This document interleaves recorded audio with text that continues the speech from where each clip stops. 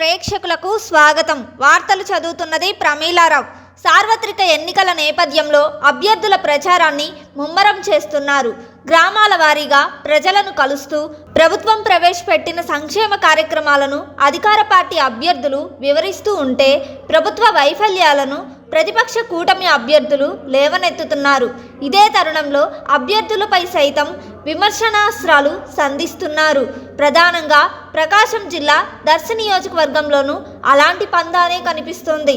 ఇటీవల తెలుగుదేశం, జనసేన, బీజేపీ కూటమి అభ్యర్థిగా గొట్టిపాటి లక్ష్మిని తెలుగుదేశం పార్టీ ప్రకటించింది. దీంతో నియోజకవర్గంలో లోకల్ అంశం తెరపైకి వచ్చింది.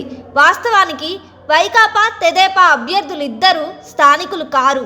కానీ గత 20 ఏళ్లుగా బూచేపల్లి కుటుంబానికి దర్శి నియోజకవర్గంతో అనుబంధం ఉంది.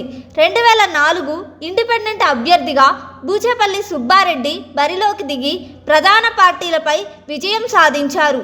అనంతరం 2009 ఎన్నికల్లో కాంగ్రెస్ పార్టీ అభ్యర్థిగా మాజీ ఎమ్మెల్యే బూచేపల్లి సుబ్బారెడ్డి తనయుడు బూచేపల్లి శివప్రసాద్ రెడ్డి ఎమ్మెల్యేగా గెలుపొందారు.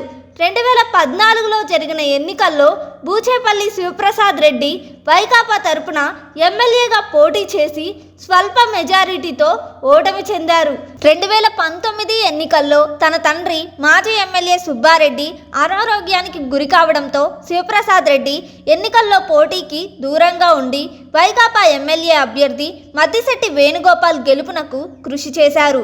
అనంతరం బూచేపల్లి శివప్రసాద్ రెడ్డి మాతృమూర్తి బూచేపల్లి వెంకాయమ్మ దర్శి మండల జెడ్పీటీసీగా ఎన్నికై జిల్లా పరిషత్ చైర్పర్సన్ పదవి చేపట్టారు. 2004 నుంచి ఇప్పటి వరకు ఎన్నికల్లో ఓడినా గెలిచినా పోటీకి దూరంగా ఉన్నా ఎన్నడూ దర్శి నియోజకవర్గ ప్రజలను వీడలేదనే విషయాన్ని వైకాపా ఎమ్మెల్యే అభ్యర్థి బూచేపల్లి శివప్రసాద్ రెడ్డి ప్రజలకు గుర్తు చేస్తున్నారు. ప్రతిపక్ష పార్టీల నుంచి ఎంతో మంది వస్తుంటారు, పోతుంటారు. బూచేపల్లి మాత్రం లోకల్ అంటూ డైలాగులు పేలుస్తున్నారు. దర్శిలోనే స్థిర నివాసం ఏర్పాటు చేసుకున్నానని, ఎవరికి ఏ ఇబ్బంది వచ్చినా బూచేపల్లి ఇంటి తలుపులు తెరిచే ఉంటాయని చెబుతూ ప్రచారంలో దూసుకెళ్తున్నారు.